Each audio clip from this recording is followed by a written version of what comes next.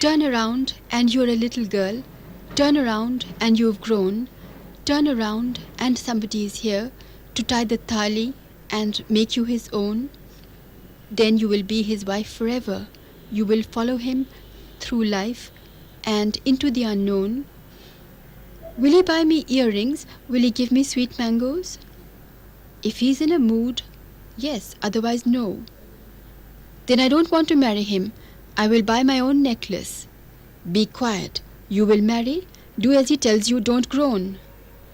No, I'll buy my own thali with my own money. Then you won't be a normal woman. Will I be an in-between woman? These girls are from 5 states in the country, states which have silk in common: Karnataka, Tamil Nadu, Andhra Pradesh, West Bengal and Jammu and Kashmir. And these states together produce the bulk of India's huge production of silk yarn, as India ranks second in the world. Sericulture households, that's how they are known all over. 10 lakh families are producing silk in the country. As you watch this program, somewhere in these states, in big and small villages, whole families are working to produce silk cocoons or silk yarn. Sericulture is a household industry, which means that the whole family works in different but related activities. But have some activities become associated with some members of the family? And is this specialization or monopoly working to everybody's advantage and progress? What is happening in the 5 states in silk cocoon rearing, from the mulberry bush to the cocoon auction?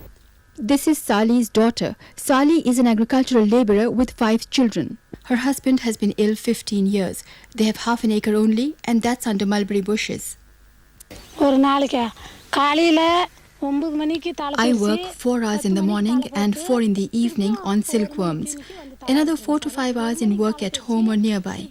Like other men, my son does the work outside the home. He gets silkworm eggs from the office.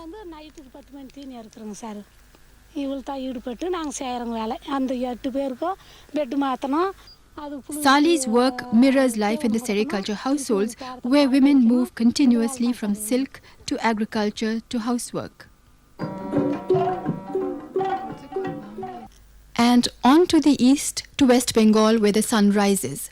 Here, men and women both tend the mulberry garden. But there are many more women. The gardens are near the village, and here in this area of Midnapur district, sericulture households produce a pure seed crop of cocoons. The work demands high technical standards. Women shred the leaves very fine and feed them to the pinhead-sized worms. Change direction again, and we are in Andhra Pradesh. Who looks after the mulberry silkworms here? Women prune the bushes and weed the fields, and several hire water to get a rich harvest. The worms grow in trays which are placed in racks, and women are careful to throw a net curtain between the precious silkworms and the attacking oozy fly. Other cash crops take Garamma's time. She grows chilies on a tiny plot near the mulberry garden, and beans and vegetables which can be dehydrated and stored. Clearly, Gauramma is a skilled manager of resources.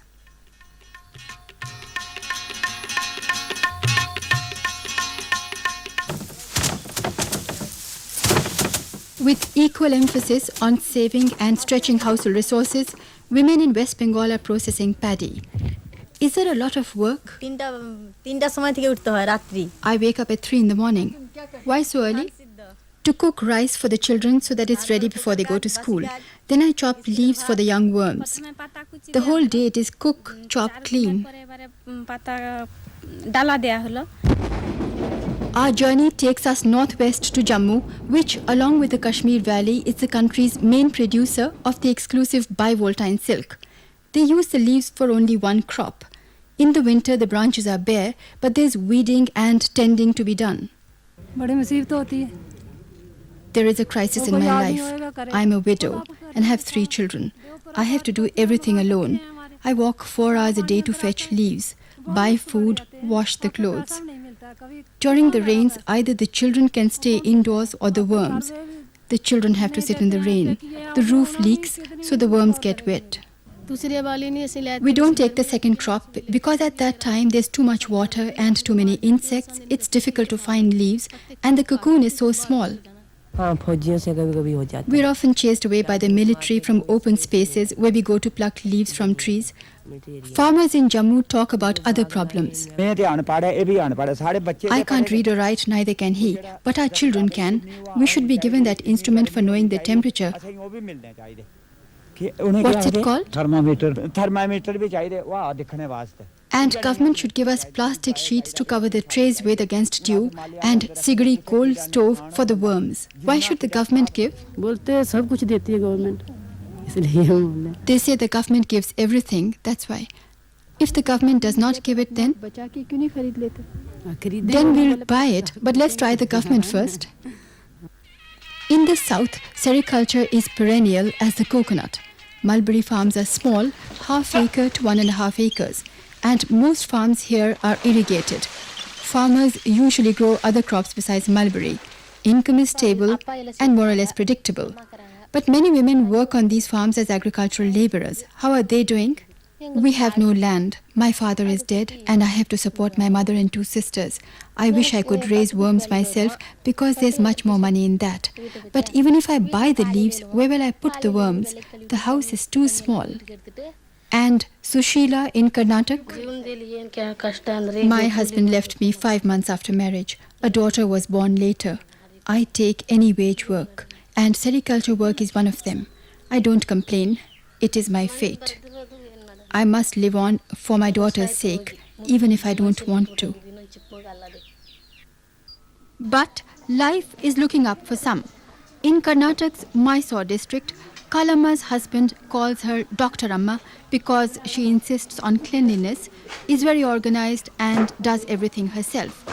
Kalamma is her husband's second wife and looks after all the children, his and theirs. Cow dung is an ingredient of the disinfection mixture for trays.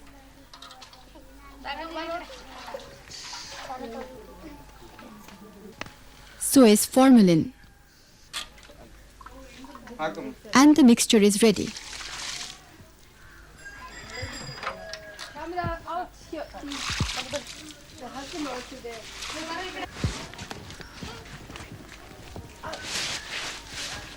Kalamma's mulberry leaves are healthy looking and she has coped with the shortage of space. She is responsible for animals, for leaking roofs, for unwashed walls. Our worms have improved a lot. We planted mulberry because our neighbors had planted, and then we started listening to the extension man. When I heard about something new from him, I tried to practice it. Has your status improved because your cocoon crop is so profitable? Of course, my status is rather high.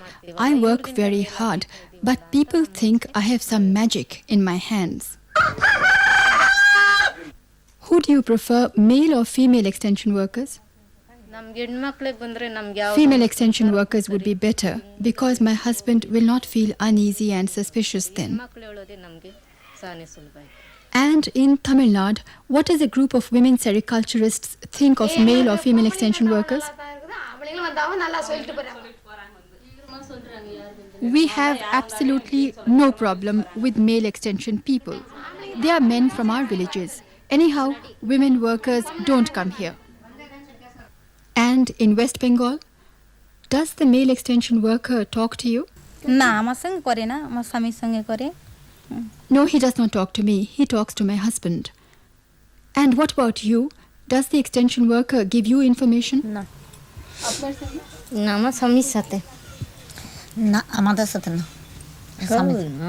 He tells my husband everything. I'm busy with other work, but I hear them talking about the crop. He talks to men and to women both. There's no problem. He's like a member of the family. Women value regular technical guidance, but we saw little evidence across the board of direct interaction between women and the field expert. Should the trainer be male or female? The answer lies in local social structures. Rearing rooms in homes are private places, as here in Karnataka, where the family cooks, eats, sleeps, keeps worms. An extension worker steps into a private world, and it seems more formal to talk to the head of the household. Have you attended training courses? No, I have too much work, and my husband does not allow me to attend any training course. Do women para-extension workers have problems? No, I have no problems training men farmers. Their wives are happy if I give the men some knowledge. These para-extension workers are selected by a women's group. They are both friends and guides and sericulturists themselves. But on the whole in the country, women seem to lack regular technical training. So are the women rather ignorant, or are they knowledgeable about technical aspects? About mulberry, do you plant the same species everywhere? It depends on the water and soil. We select different species, such as how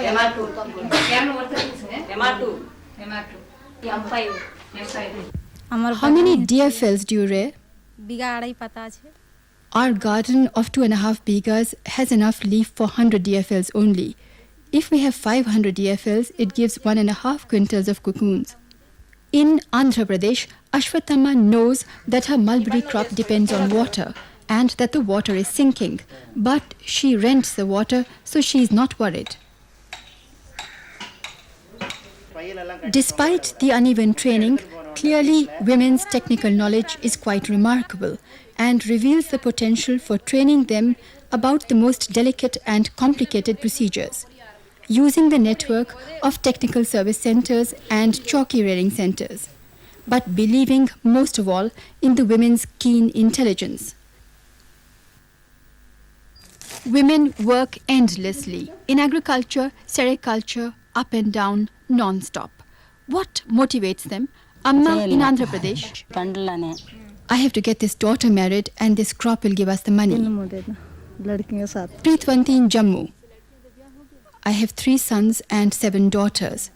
The daughters are studying, but I am most worried about their marriage. The silk crop has got 4 daughters into their homes. I hope it will send the other 3 too. Manjula in Karnataka. They're asking 50,000. 10 harvests will pay for 1 daughter's marriage. There's this constant threat of missing a good proposal for daughters, and sericulture is seen as a means of getting girls married. Also, it provides food for children and a better lifestyle.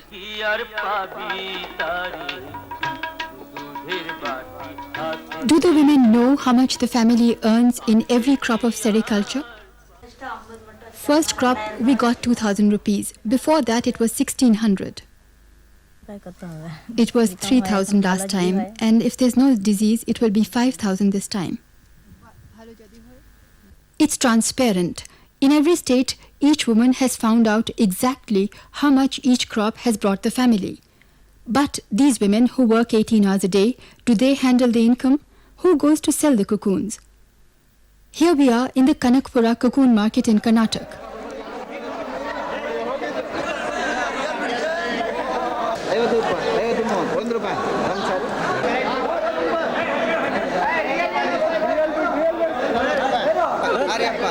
Devamma has come a long way to sell her cocoons, and since there was no one at home, she brought 2 children along.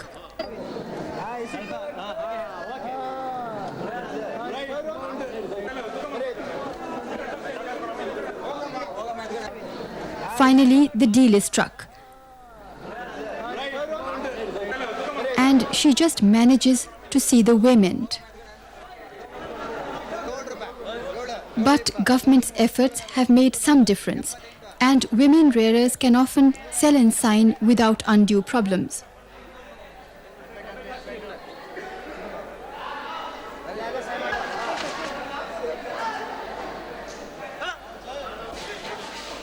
And can also check the weighing. Jayashree awaits her turn for payment with other farmers.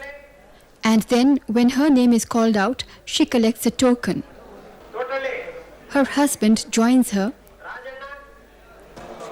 and she goes to the cash window. And this restores the status quo. Perhaps some other woman has another experience.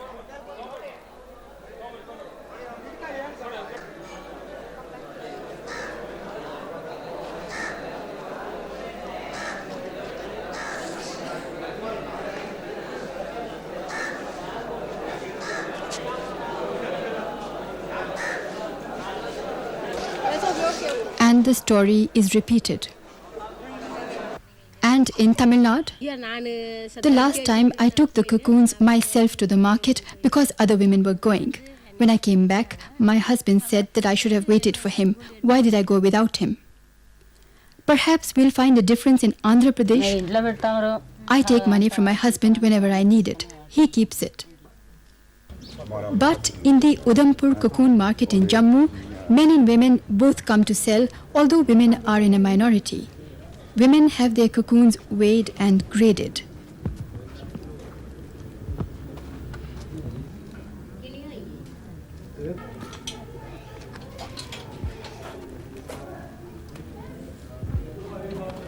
Who keeps the money? The money stays with me. I spend it on whatever is necessary and I make it last. I take the money from here, but when I reach home, I distribute quite a lot to all those in the family who have helped in making the cocoons. You can't make children work for nothing these days. If you give them something, they work better the next time. I give my wife 2,000 rupees out of 8,000 rupees. That's for her to buy a salwar suit or whatever.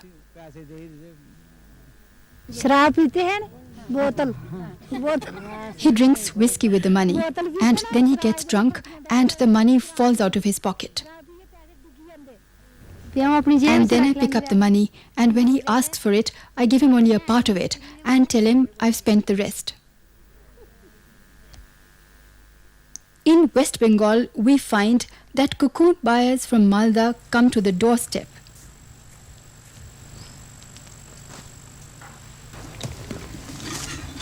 The head of the household conducts the transaction.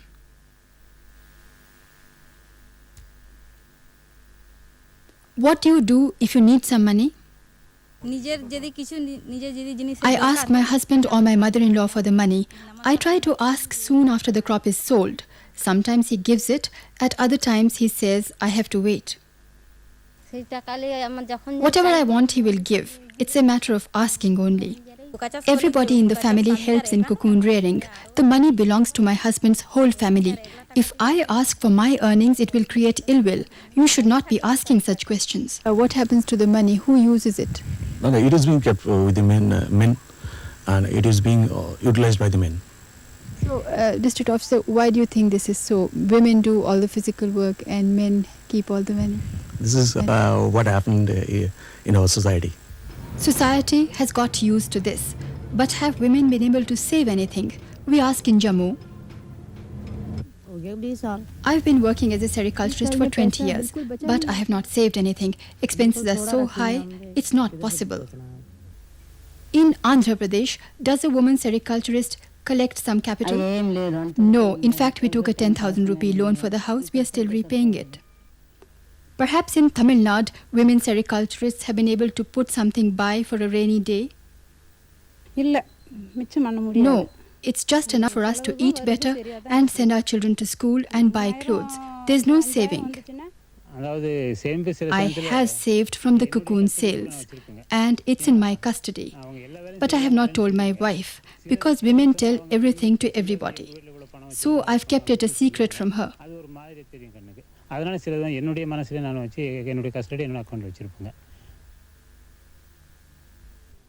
But a few women sericulturists here and there have opened small savings accounts. Although the deposits are tiny and generally their menfolk operate the accounts because the women are illiterate. West Bengal, Midnapur.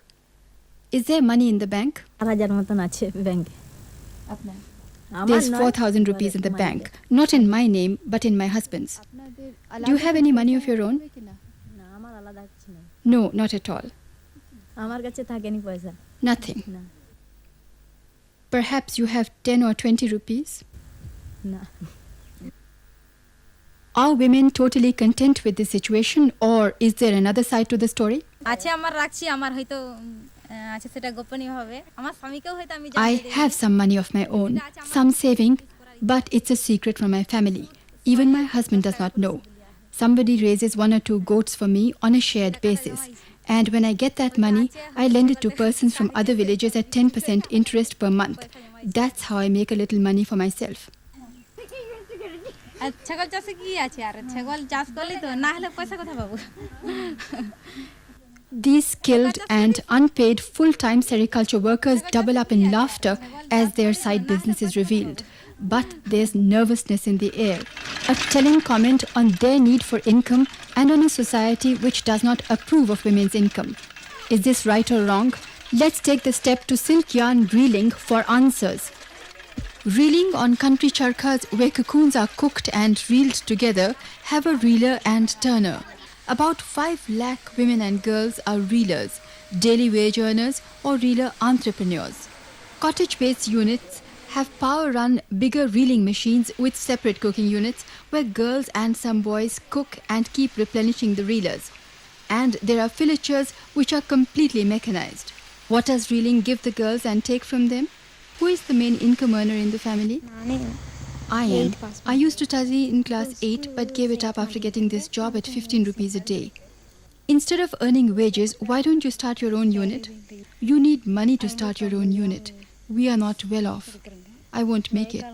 Are there problems working here? Nothing much, except my stomach burns and my legs itch and hands get burnt. Have you seen an improved machine? No, I haven't seen anything like that. Does somebody come to give you training? No, nobody comes. I learned reeling in my father's house. Nilofar's husband comes and goes at will. She does not know where or for how long. The children and she reel. You have your own charkha. Why do you work as a coolie? When cocoons are cheap, I buy them and reel on my own charkha. I did not take a working capital loan. It's too big an amount for me. Do people harass you because you leave the village to sell yarn? What can I do? But when I have so much courage, things will be better someday. Padma is a twister and re-reeler in a twisting unit in a small factory in Hindupur in Andhra Pradesh. The factory is run by a husband and wife team. This factory employs about 60 girls and women at daily wages ranging from 4 rupees for trainees to 12 rupees for skilled workers. After 3 years of marriage, he finally insisted on divorce because my parents could not give him more dowry. The other reason was that I gave birth to a girl child, so he wanted a divorce. He married within a year. I returned to my parents and learnt reeling and twisting. I did not want them to spend money on me or my daughter. Do you feel bitter? Yes, I tried to commit suicide, but my parents told me that I had to live for my daughter, and I'm glad I did. I have no anxiety that I might lose my job. I'll find many others. Work is learnt early in some families, and apprentices get 75 paise an hour. The day we met her, her younger sister was being inducted into the trade. This 6-year-old was saying goodbye to a normal, carefree life.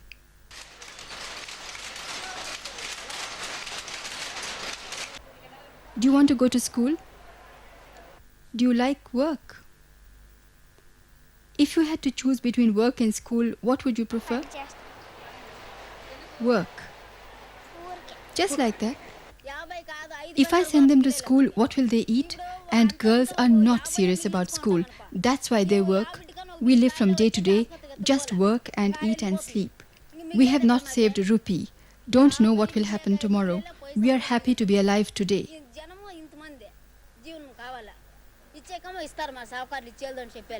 Is the wheel of fortune turning at somebody else's bidding, or do women in reeling handle cash themselves?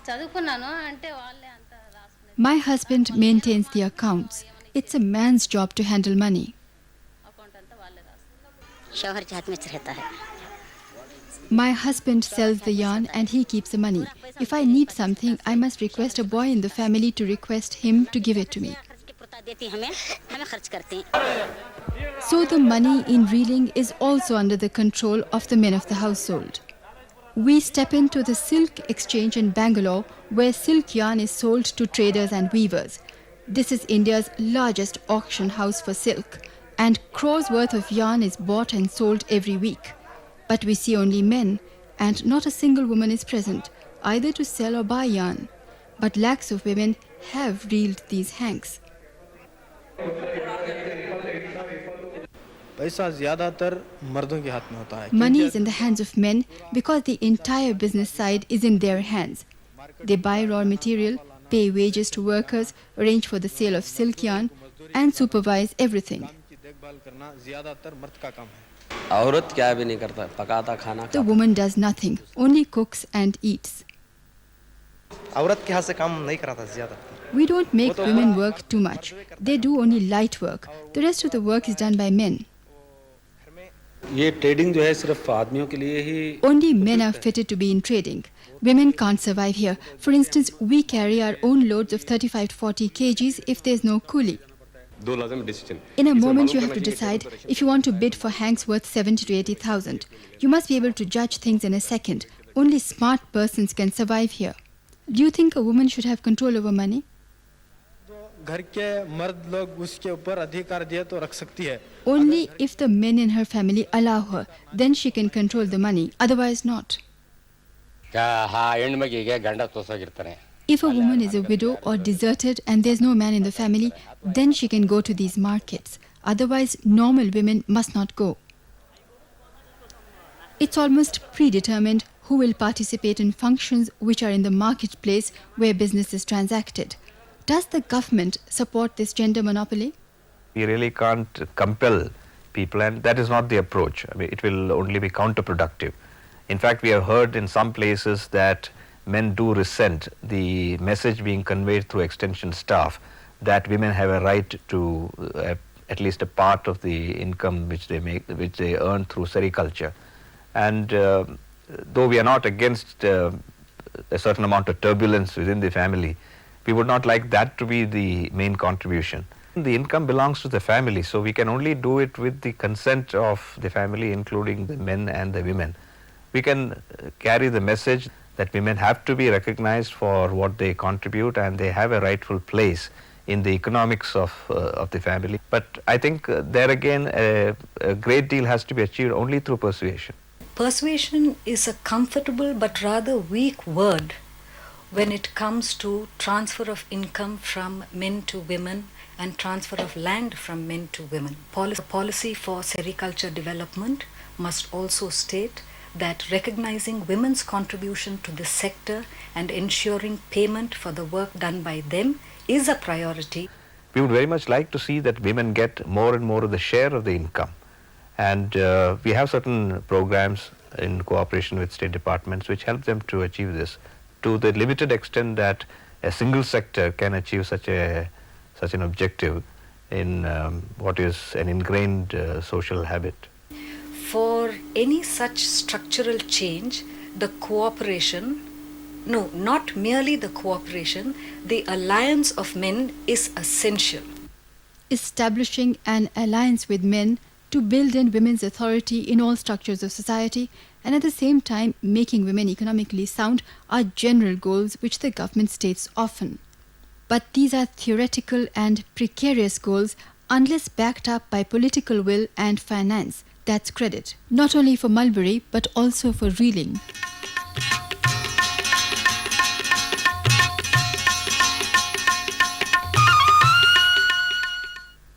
Have you tried to borrow? What are you saying? Who will stand surety for me? And who will form a women's cooperative to borrow from banks? My husband and I applied for a loan for a machine. They asked for so many papers. If we run around, we lose a day's wages. But we got the papers together. Then they asked for bribe. It's better to spend that money on a daughter's marriage.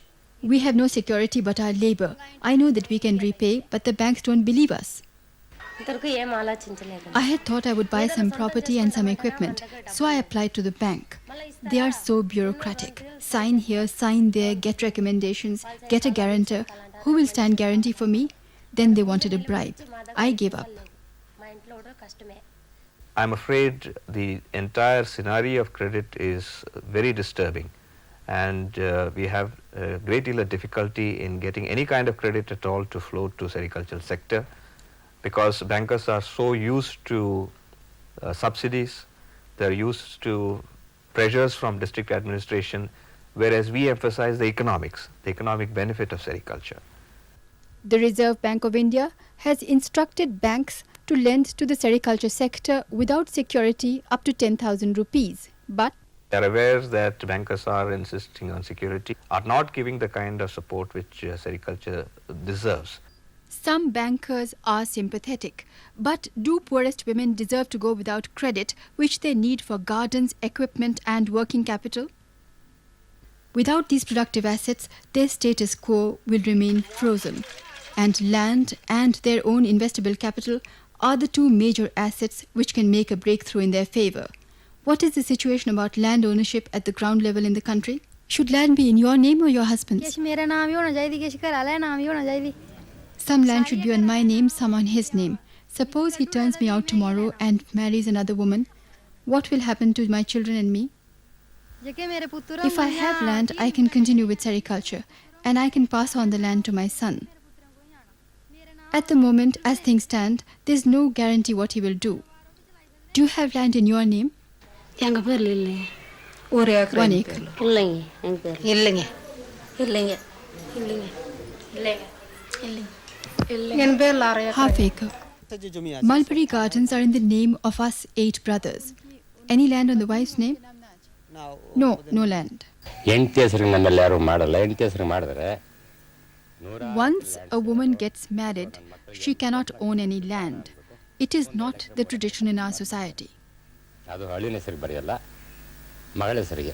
Is there any tradition of joint ownership of land with the wife? No tradition. Agreement उनसे ले लिए है. We've taken a letter from the husband of the woman rearer that his land is a kind of guarantee, more psychological than legal, that if she borrows against it, he has no objection. Loan मिले या कुछ मिले, I have no objection. And what are men's attitudes across the states? At present, the land is in men's name, but now everybody has a right to property. You see, the law says you have to give half to your daughter. My wife works as much as I do to raise worms. She must get land. We are like two hands working together. Will you be ready to transfer property to her name? Yes, yes. If the officer orders me, I'll do it just now. If both husband and wife agree, the land must be transferred to her name too. This is a good idea. I've already transferred a half-acre plot to my wife's name. The government says, give some land to your daughter or wife, but let the government say what it wants, because the community will not agree. These interviews, both sharply in favor and sharply against women's ownership of assets, present opportunities for action. Perhaps the government has not tapped the opportunity and challenge of men's negative or positive attitudes to the question of land ownership by women.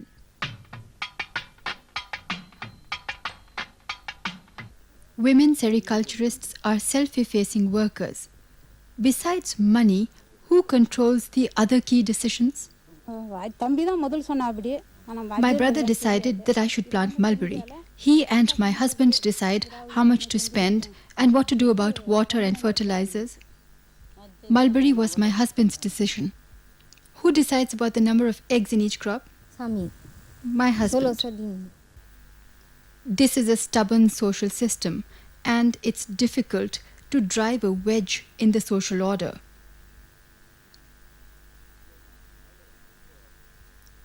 Is government trying a special strategy? We are trying to implement most of our sericulture schemes, income generating schemes for women through groups. But here is a group of women sericulturists in Tamil Nadu who were organized by the state government's Directorate of Sericulture. 30 women joined the group initially. But now the women seem to be worried that the group might not stay together. Why do you think that the group might break up? Because there's no unity. Women don't want to come to the meetings. They say that they have other work. I told them that as a group we can learn so much together, that we will have respect, but they don't care. Why is there no unity in your group? There's no unity because women don't get along together. They are so suspicious. They even suspect the treasurer who keeps the money.